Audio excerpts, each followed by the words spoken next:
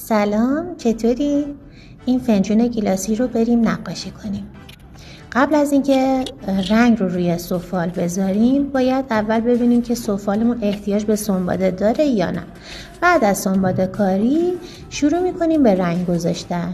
اینو باید یادتون باشه که حتما رنگ اول باید رقیق باشه، یعنی با آب باید خیلی ترکیبش کنیم رنگمون رو.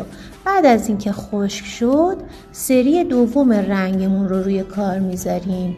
رنگمون باید غلیظ‌تر از رنگ اول باشه.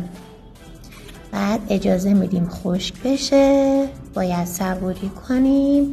داخل فنجونمون رو هم رنگ میذاریم، هر رنگی که دوست داریم. من یه کمی تیره تر کردم از رنگ روی فنجونم. طرح گیلاسم رو میکشم.